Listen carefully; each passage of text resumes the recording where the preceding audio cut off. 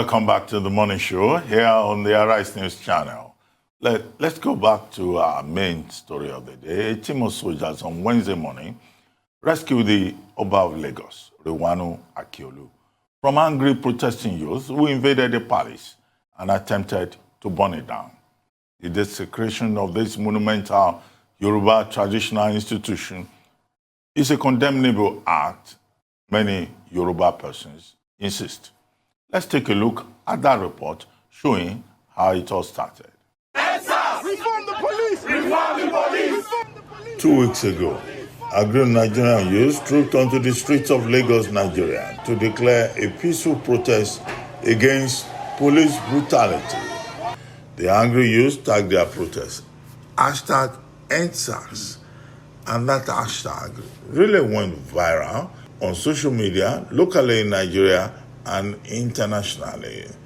The catalyst for it was an incident in Ughelli, Delta State, where a young man had been harassed, brutalized, intimidated by the Crime and Intelligence Division of the Nigeria Police Force, known as the Special Anti-Robbery Squads of the Nigeria Police. The people demanded justice. They wanted change. They wanted a different kind of situation in Nigeria. They asked questions about other issues, about the arrangement of Nigeria. They insisted that enough is enough. Where the shooting is too much made me to use the balcony from 2-story building to jump down. That's what made my leg like this. Look at my leg. It's not balanced. Why do we call ourselves Nigerians? What are we proud of? We're proud of drug addicts, we're proud of drunkards, molesting our children, molesting people, driving them crazy and not in security day and night. What are we running abroad for? We're all running for security. So why can't we just achieve security and live in our fatherland? Protesters were still shot and killed. Protesters are still being detained. Yes. For simply exercising their fundamental human rights. And the rights of the people. So if you are really serious about police reform, if you're really serious, if SARS has really ended, then why are we still seeing these forms of police misconduct? Why are we still seeing these gross violations of our fundamental human rights? Why? But they went a step further. They also argued that Nigerian policemen are also citizens who have also been treated badly and that they deserve to be treated like human beings. The 5 demands of the protesters were encapsulated in what they called the 5 demands, and they asked the government to respond to their 5 for 5 demands. They gathered across the nation. In the southern part of Nigeria, the youths wanted an end to police brutality. The youth of Nigeria may have appeared divided at that point, but south or north, they both wanted a better country. In Lagos and elsewhere, shops were destroyed. Hoodlums and miscreants took over the streets in Kano, Kaduna, Akure, Okitipupa. Persons were attacked. The rioters who took over the protests respected nobody. They burned down iconic public buildings. They destroyed public assets. From Lagos to Port Harcourt, Akure, Abuja, the Federal Capital Territory, youth anger overtook Nigeria. Nigerians in diaspora also reacted. This brutality has been going on for so many years.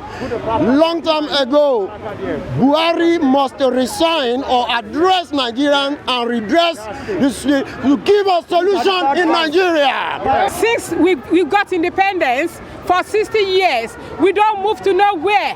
We don't have light, we don't have security, we don't have good roads, we don't have water, we don't have good education, we don't have nothing. They murdered a lot of people in Lagos. They murdered a lot of people in the eastern Calabar. They murdered a lot of people in the northern part of Nigeria.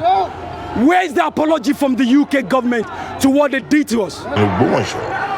Oyo State, angry youths desecrated the palace of the Shohun of Ogbomoso in protest against the killing of Isiaka Jimoh, and 3 other persons. In Lagos, angry youths attacked the palace of the Oba of Lagos. They took over his premises, his court, the royal swimming pool. They made away with his royal staff of authority. Eko royal princes and princesses are protesting that the desecration of the Eko throne is an abomination. The staff of a royal monarch's authority, although given by a sitting governor these days, is considered among Nigerians an icon of traditional authority. The world watches. Nigerian President Muhammadu Buhari says the world, the international community, must get its first right before intervening in Nigerian affairs, and that international community must not rush to hasty conclusions. To our neighbors in particular, and members of the international community, many of whom have expressed concern about the ongoing development in Nigeria, we thank you and urge you all to seek to know all the facts available before taking a position or rushing to judgment and making hasty pronouncements. So key questions remain. Who is Nigeria? What is the way forward? We keep watching, we keep analyzing, and here we are, right here on the Arise News channel.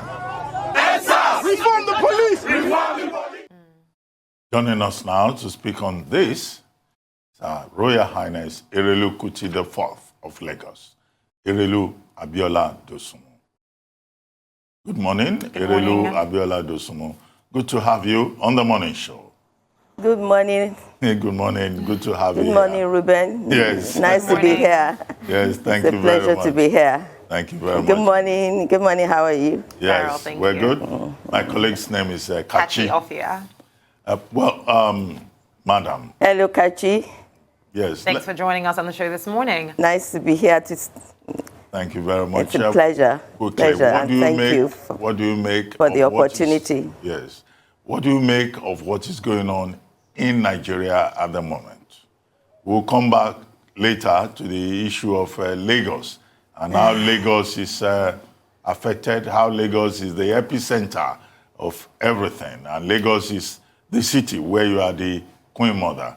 But first, what do you make of the emerging Nigerian crisis? If one must be truthful, I think this is inevitable. For too long,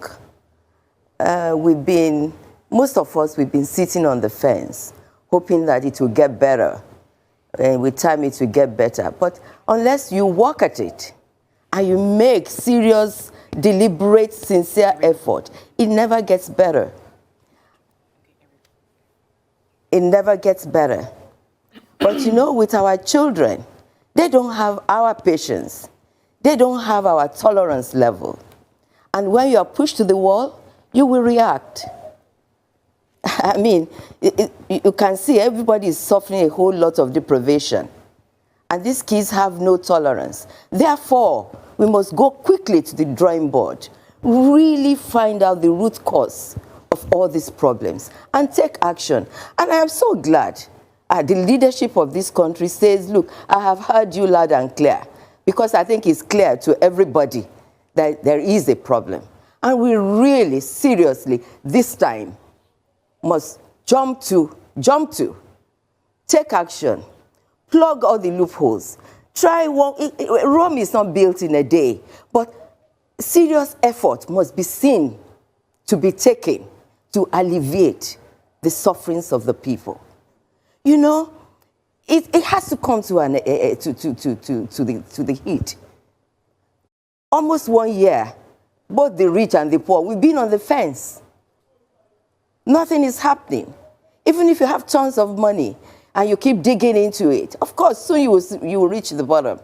And then, after that, you have a whole lot of, I know, we need to plow funds into the government's coffer. But when your earning capacity has not improved or changed, your resources are completely dwindled, and then you have increments again in aching your livelihood. Of course, something is bound to break. So for me, really, people at the helm of affairs. It's not just the man at the top. He has lieutenants, he has advisors. They must let their advices have human face, feel the pains of the people, and therefore, act accordingly. Nigeria is more or less under siege, unfortunately, by our children, not even outside aggression. So really, something has to be done. We need to go back to the drawing board. Mobilize all the right-thinking people, all the well-meaning people. Let's sit on a round table. Let's find a solution, and let us act in finding solutions to this problem. And nothing is insurmountable. It is possible if we have the right mindset to add value and to find the right solution. Thank you very much for that, Erelu. Now, I like what you said about the patience and tolerance level of the protesters. Looking back at the reaction so far, including the presidential's message to Nigerians, would you say that has shown some level of empathy to calm the protesters and also to make them even more patient and tolerant towards the responses that we're getting? Would you say the reaction so far has been good in alleviating some of these fears? Well, at least we've had some reaction, and that we should consider as effort in calming the frayed nerves. But I want to see the leaders of our country to behave more as parents, not as teachers. Teachers are out there to chastise you and discipline you. But parents, even if they discipline you with one hand, they draw you into their embrace with another. And that is what I would like to see. To now see our leadership really behaving like true parents who want the good of their children. Even when a child is gone astray, you still have to deal with him with some sort of love, humanity, and seek what his pains are and try to alleviate these pains. I want to see more empathy from our leaders, and I want them to actually make pronouncements that will give hope, that will give succor to the weeping children. And it's not only the children that are weeping, even the adults are weeping in the corners of their rooms. Because when you see your children on the streets being maimed, being, killed, shouting like hooligans who wants children like that? Even parents are in pain. So we need to be able to look inward, deep into our souls, and pray to the Almighty God to give us guidance, to show us the way to handle this crisis in our hand before it gets out of hand. Because you see, unless something is done urgently and the situation is coming gradually to some sort of fruition or to this aspiration of the people, it's not going to go away. People are hungry. I mean, I thank God for the governor of Lagos State who has lifted at least giving us a window from this curfew. Because it all happened unexpectedly. People didn't have foods in their homes. After 3 days, they are starving. And another problem was brewing. But quickly, he arrested it by giving this window. People can go out and at least find some sort of food and succor, and railments. We need to get our acts together, study the sign of our times, and find the right solutions. But again, everything cannot be left to the government. All right-thinking people, even if they don't call you, let us group together. Let us profile solutions. You never know which one will work. We just pray that when we do, our leaders, our policy makers will listen to good advice, not selfish advice. not people who are so driven away, who are so far away from the people, living in their own little bubbles and thinking they know what the problems of the people are. They don't. They need to go out there. They need to rely on people who are actually on the front line.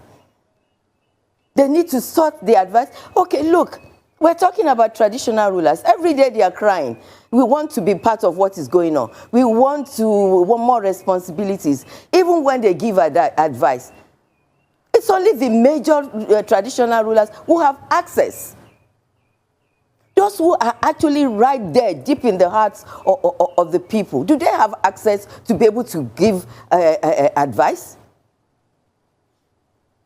And then a few who have access, who are at the top, they deprive the junior ones from having access to be able to give the right advice.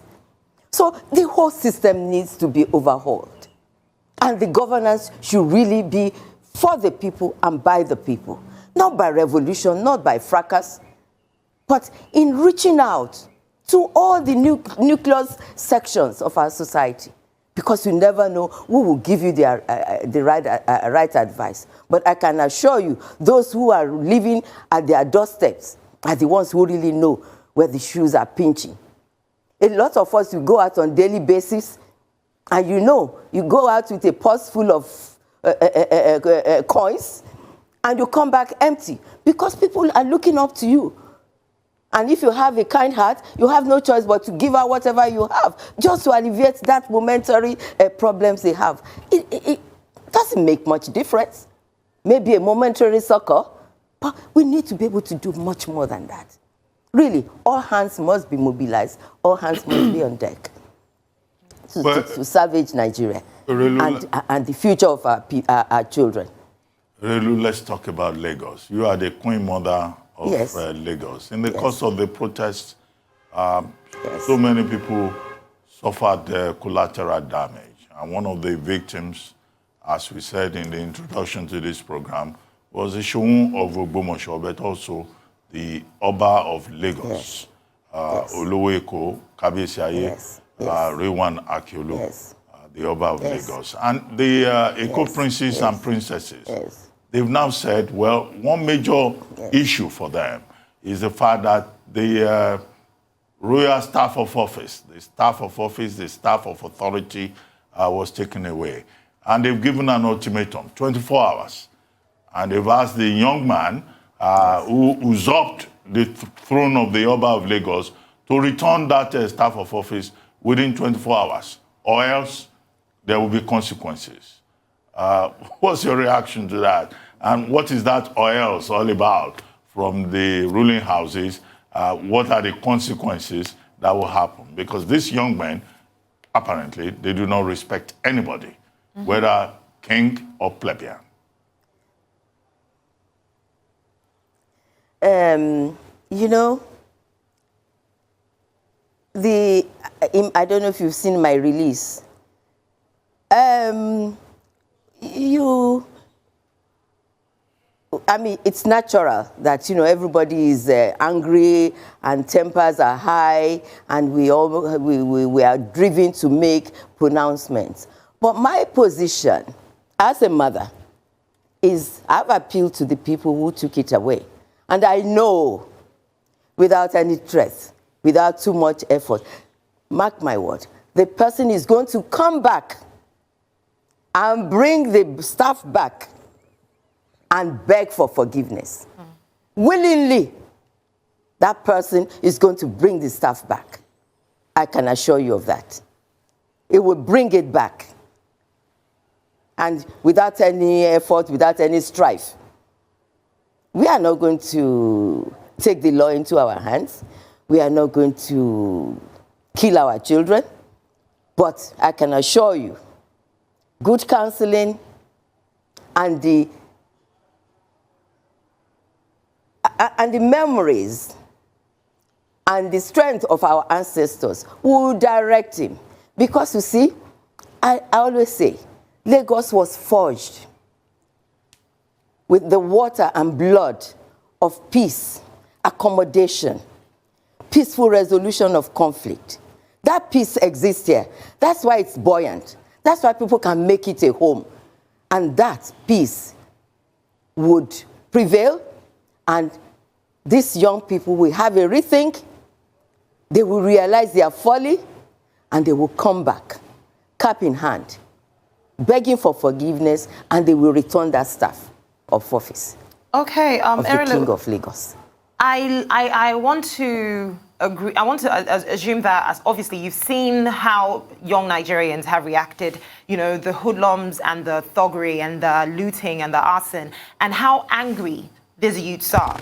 So you would agree that in terms of good counsel, they're far, far away from listening to any form of good counsel. So assuming, you know, because I mean, for a lot of people, the only form of understanding they have as to the impact of taking away the staff of office is what they might have seen in movies, where maybe someone is struck dead in the middle of the day or somebody runs mad in the middle of the market. So obviously these conversations are going around. The staff of office cannot be absent from the palace. But assuming it's not returned, assuming it's not available, now it obviously isn't available, what is going to happen?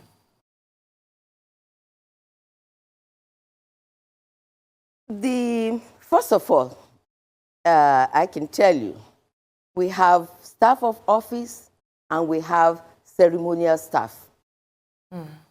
The staff of office of a new king is jealously guarded and secure.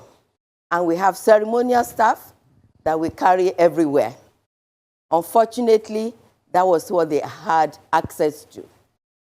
But having said that, I was there at the palace yesterday, and I could see the anger. Usually when you show up and you talk to the children, immediately, you know, but I could see the anger, and you could not silence their anger. And for me, what occurred to me immediately is that we have failed. We, the parents and the leader of these children, we have failed in some ways, because that is my kingdom, that is my home. And when you are going, they are there, extending courtesy and politeness. And then the last 10 years in that neighborhood, it's like we've been on stage. It means we have neglected our duties. Our children are hungry and are deprived, and we have not risen to the occasion. A lot of them are jobless. And I've been screaming, I've been talking about this. Some 15 years, 20 years ago, when it started, you come into town and you will find 3-year-old children hobbling around the place. And you ask, didn't you go to school? They tell you, oh, my mother has no money. Do you know, it used to be hefty men that you find sitting around and you wonder why they are not working. But in the last 10 years, the rank and file had grown from hefty men to 3-year-old children not going to school, hefty men not working. No, of course, something is bound to break. And take Lagos Island. It's the closest to the most affluent places in Nigeria. Ikoyi, Victoria Land, everywhere. And yet, they see all this affluence, and they are deprived. What do you expect? Something is bound to break. So for me, what has been happening, what I saw yesterday, the government of the day of Lagos State and all of us must quickly, in the next 3 months, openly set up vocational centers, provide jobs, do whatever we can for these children. That is the only way that we can bring them back from the brink, because right now they will not listen to any of us. Neither the king, the chiefs, the governor, or anybody, they are bent for leather. And unless they see us physically doing something about their deprivation. I was looking at the eyes of some of those children yesterday. They were full of pain, red eyes, anger. And not all of them are addicts. Not all of them are miscreants. You still have a handful.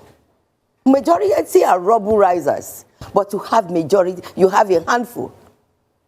Genuine, educated, good home. But they've been pushed to the wall and they are leading this attack. And unless we do something very quickly, it's going to get worse before it gets better. And this is not just an alarm.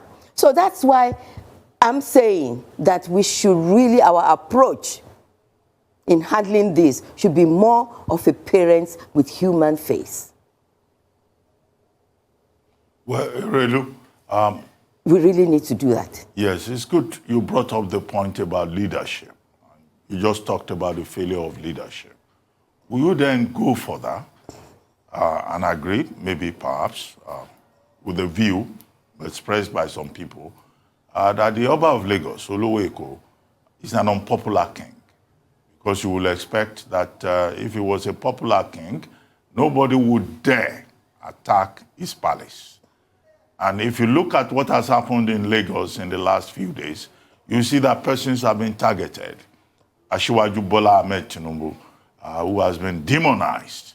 We also say that this is about the politics of leadership in Lagos. The family home of the governor was also attacked. Now, if these were popular persons in Lagos, would their family homes, their assets, would they have been attacked? Is that the kind of leadership problem that you are talking about here? Well, you know, I said earlier on that, you know, the leadership, not only in Lagos, all over Nigeria, are far removed from the people. Therefore, they are oblivion to the pains and aspirations of the people. And a handful of some leaders who have access to these overall leaders obviously don't tell them the truth. And the ones who are actually feeling the pinch, they don't have access to give advice to the leadership. And therefore, there is a breakdown of communication. And people live in their bubbles, being fed with things that are not truthful. And they feel comfortable in their own world and not knowing that the house is on fire. And I think that's the case of governance in this country, and most especially in Lagos. You cannot be removed from the people. Because at the end of the day, you are a leader because you have people behind you. If you don't have people, why would anybody call you a leader? So we really must look inward and take care of our people. And you're right. I mean, if you have mayhem everywhere, all over Lagos, people will tell you, don't dare go to Isaliko, because they will stand up and defend themselves. So for this to happen, inclusive, I think we have failed in our responsibilities to our people, to our community. And I think we need to close rank very quickly and find a way. And I can tell you, I see it every day. I go there, I'm amongst them. As I've said, a lot of them are jobless. Even as young as children who should be at school. They'll tell you, oh, teacher drove me out of school because my father does not have money to pay school fees. And this poor fellow, what is he earning? And then when you have an increase in fuel, yes, he doesn't have a car, he doesn't buy petrol, but he goes in public transportation.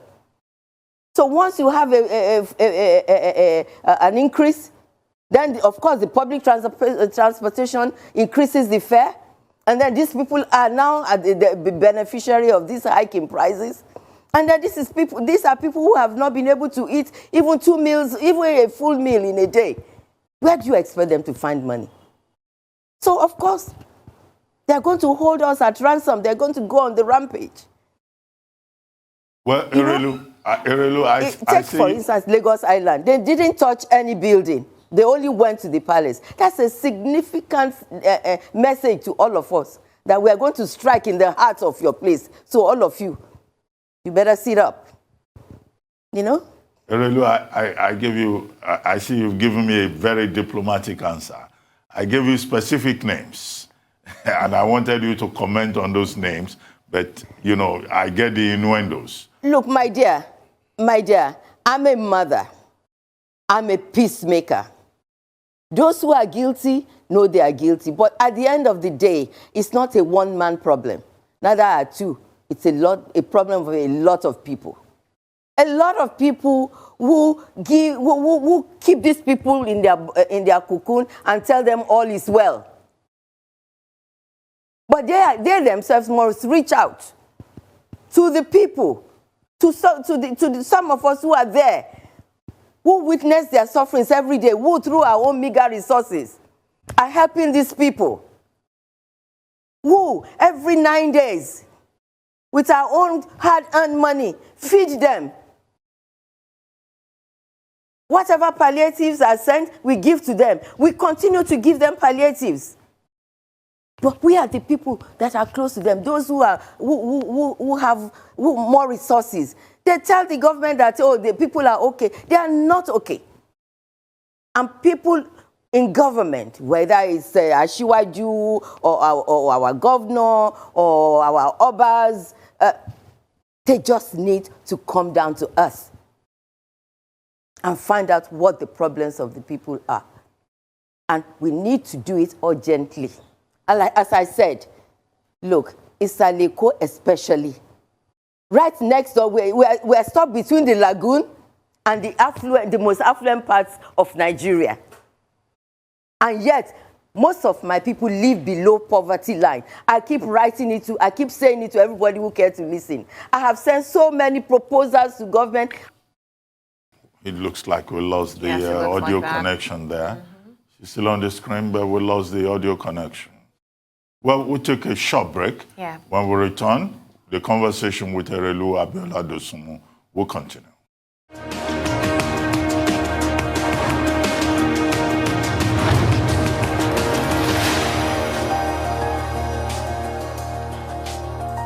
Welcome back to the morning show. Here on the HRH News, we're still having a conversation with Her Royal Highness Erelu Kuti, Abiola Dosunmu of Lagos. And she's been commenting on developments in Nigeria and also the situation in Lagos with regard to the NSAS protests and the aftermath. Thank you very much for staying with us, Erelu Dosunmu. Are you okay? Yes. Yeah, I can see you on the screen now. Now, quickly, I'd ask you questions about the major personalities involved. But look, the point we're talking about, what is the politics involved in Lagos with regard to these NSAS protests? Some people have said that perhaps this is an attack against the Yoruba nation, and Lagos being the main center of Yoruba achievement and dominance would look like a place that people would attack. So where is OPC, where is Amotekun in Lagos? People have also raised the point, could this be about the politics of the National Union of Road Transport Workers in Lagos? And hence, certain persons are targeted because of where they stand within that equation. And people, you have defended the Oluwo Eko, the Oba of Lagos, but people say, well, this could not have happened. The assault on the palace of the Oba of Lagos could not have happened in Benin, for example, the palace of the Oba of Benin. And so when Eko princes and princesses talk about consequences, why didn't the consequences occur immediately?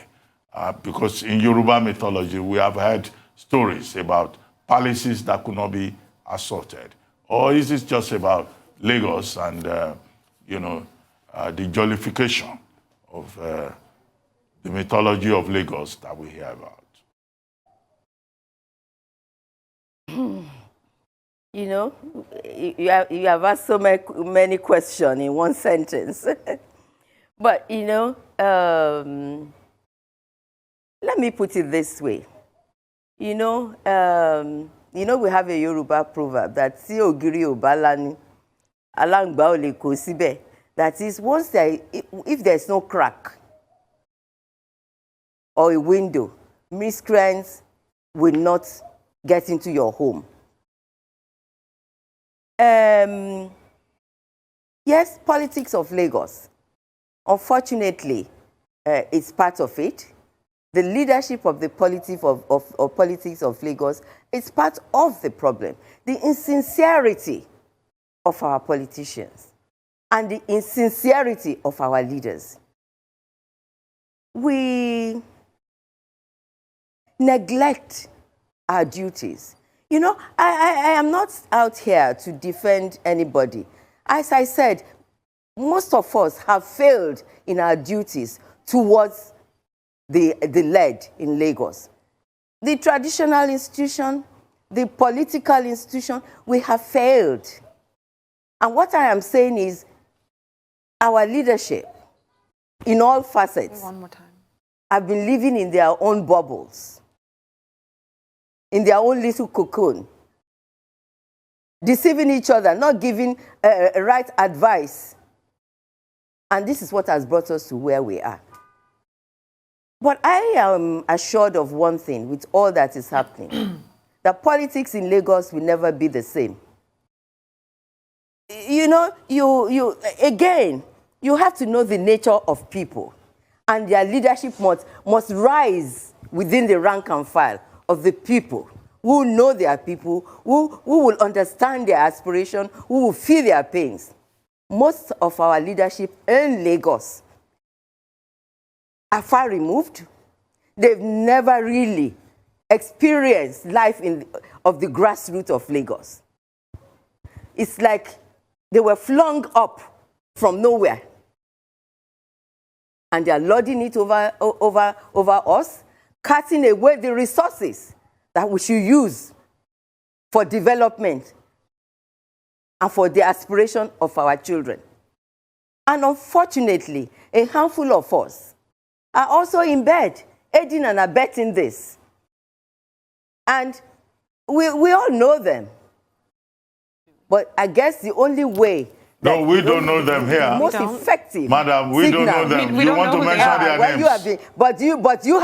You have been mentioning names of some of them. Yeah, but maybe you mention the names. Effective you know, we don't know who these people are. Sending the message home. But but I can tell you that the most effective way in mentioning the names or in castigating, perhaps, is the way they have struck right in our heart. And that is, they didn't touch any building in the neighborhood.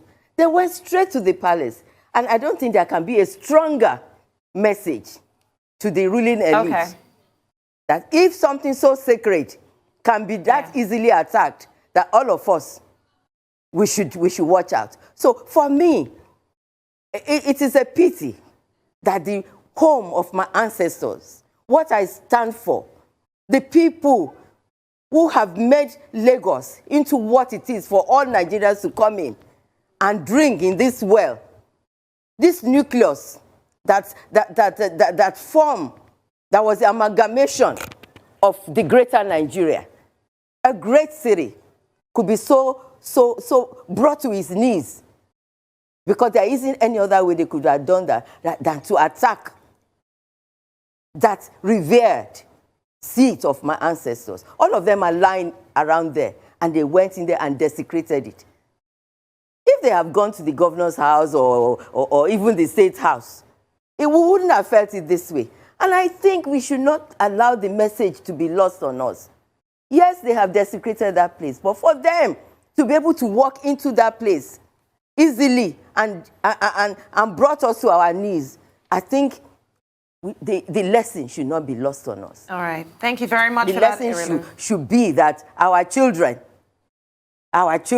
can deal with us anytime they like. So we better sit up and do what is right. And we should leave governance to the people who know the people, who know their needs, who know their the requirements. We have a lot of capable people, educated people. Our forefathers were the first to be educated in this country. Yeah. And we are capable of ruling ourselves. We don't need importation of leaders. And therefore, if we give that a chance, you know, it will be a great example for the rest of the country. Because once we cough in Lagos, everybody feels it. So if we get it right in Lagos, Nigeria will be great again. Thank you very much for that, Erelu. Now, let's talk about the generalization.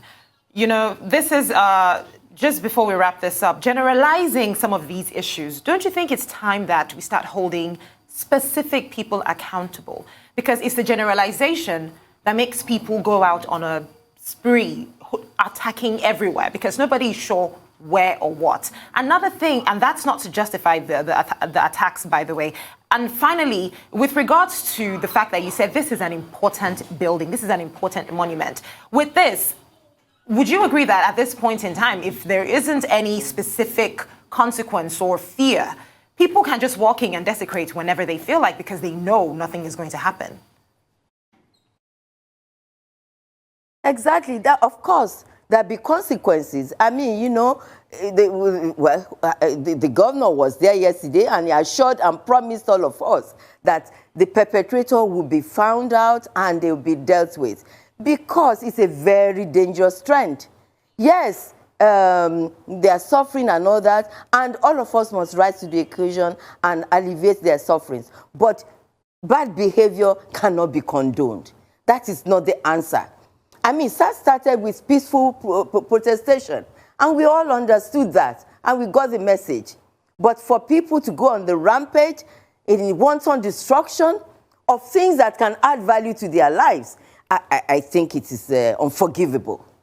And definitely, perpetrators must be rounded up and must be dealt with. And so, for me,